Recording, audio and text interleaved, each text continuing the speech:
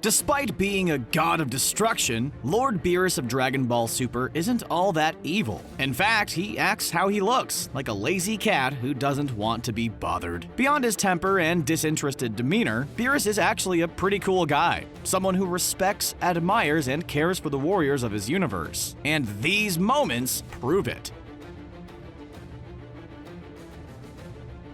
Spared the Earth. Starting us off, we have the moment that first pulled back the curtain of Beerus' destroyer persona to reveal something of a nice guy underneath all that temper. In both Battle of the Gods and the Dragon Ball Super saga that adapted it, Beerus was ready to destroy the Earth several times over, be it because he had yet to find a Super Saiyan god to battle or because of some minuscule misunderstanding or rude encounter with Earthlings. And yet, despite multiple threats to destroy the Earth, Beerus never ended up doing it. Throughout Bulma's birthday, the childish god's potential outbursts of destruction were mostly quelled by Vegeta, who catered to nearly every one of Beerus' whims. However, this wasn't enough, and Beerus still decided to destroy the Earth, sort of. In an act of kindness, or whatever you want to call it, Beerus went back on his decision to destroy the Earth, though he didn't say as much. Instead of looking soft or appearing to go back on his word, Beerus pretended that his fight with Goku exhausted him so much that he fell asleep, revealing on his way home that he was faking it to spare the Earth. Despite it being because he likes Earth's food so much, the fact that Beerus spared the Earth showed he wasn't the big bad god he seemed to be, and he only got nicer from there.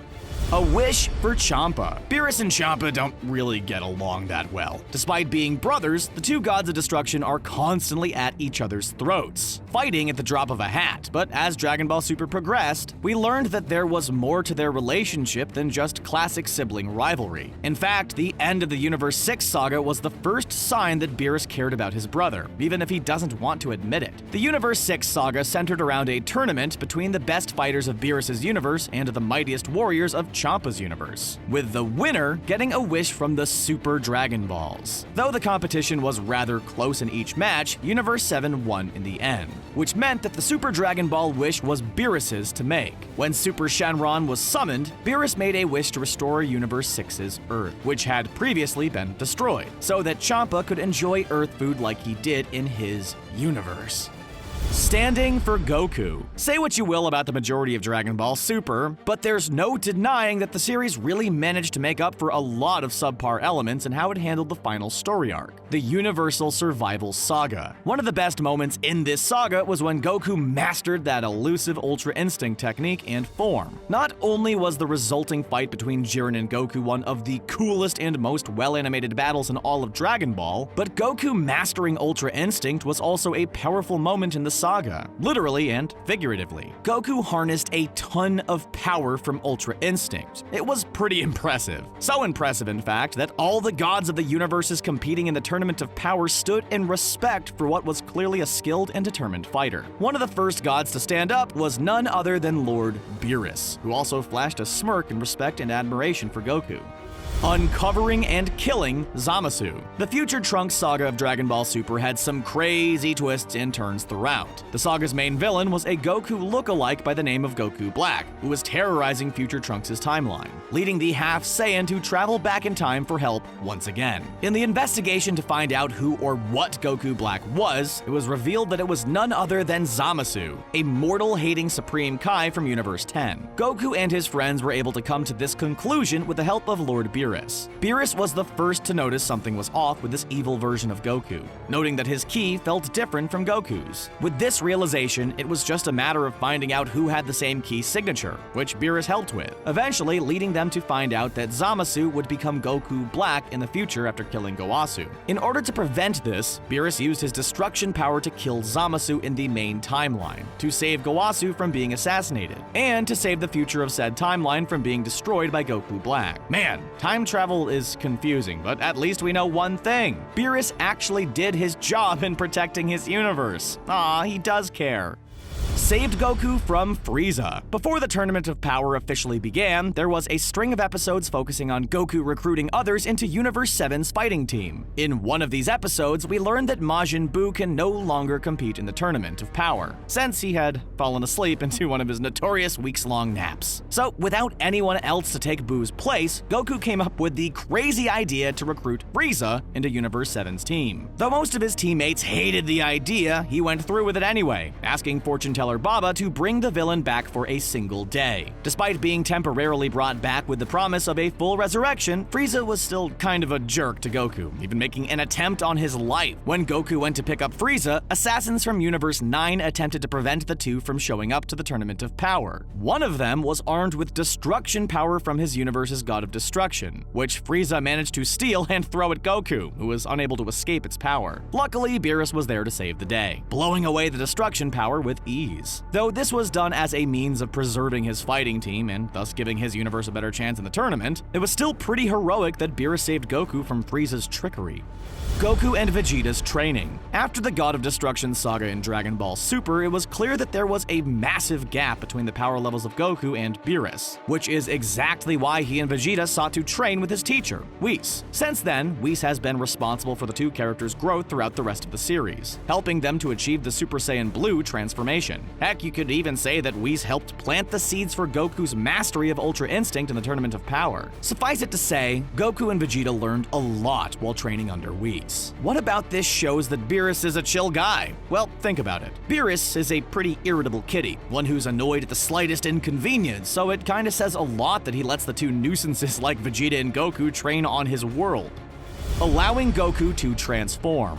Back in the Beerus saga of Dragon Ball Super, the God of Destruction wasn't quite the cuddly cat he is now. Okay, he's not that nice now, but you get the idea. And his irritable personality was at its peak. It's because of this that his patience regarding fighting a Super Saiyan God is actually rather benevolent looking. Chalk it up to his boredom or eagerness to learn more about a Super Saiyan God, but the fact that Beerus gave Goku enough time to ask Shenron about a Super Saiyan God shows that he wasn't quite as evil as everyone thought him to be. On top of this, Beerus showed even more patience when he allowed Goku and the other Saiyans to perform the ritual needed to create a Super Saiyan God. Like we said, it probably stemmed from Beerus being so bored with his power that he was willing to wait for a challenge to come by. But still, holding off the destruction of the world so Goku could transform did show that he was a pretty chill guy, even if he's only patient some of the time.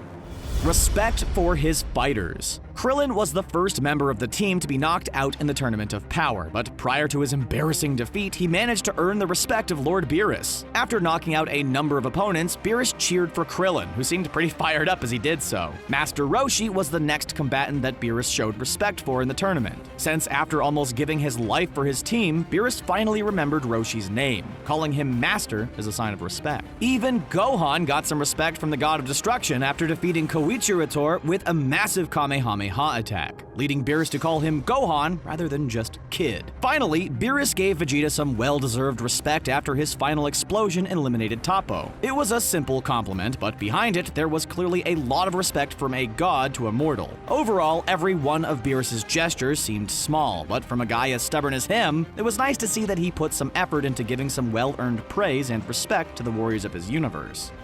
Mourning for Champa. The Tournament of Power was a pretty emotional saga in Dragon Ball Super. So when Universe 6 was erased, it left Beerus in the audience with a tough, sorrowful goodbye. Though he didn't show much emotion when Champa's universe was erased, there was definitely something going on in that moment. Perhaps Beerus was trying to maintain his composure in front of the gods, or maybe he showed sorrow in the only way he knew how, with respective silence. Whatever it was, we felt Beerus mourning his brother in that moment showed us a little bit of the depth that his character is hidden underneath his tough exterior. The only words that Beerus uttered after his brother's erasure from existence were a plea for someone to say something, anything to break the crushing silence of the absence of Champa's loud mouth.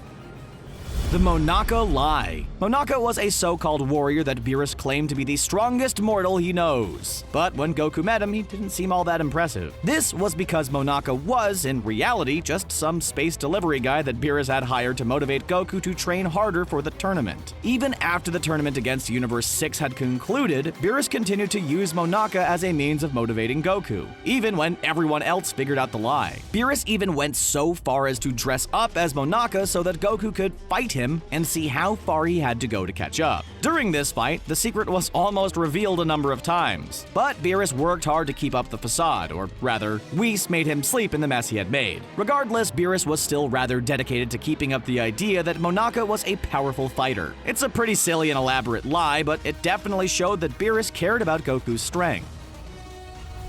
So, what do you think? Were these Beerus' best moments? Is he actually evil, or is there a big softy underneath all that big talk? Let us know down in the comments what your favorite Beerus moments are, and don't forget to subscribe to CBR for more Dragon Ball videos. Thanks for watching.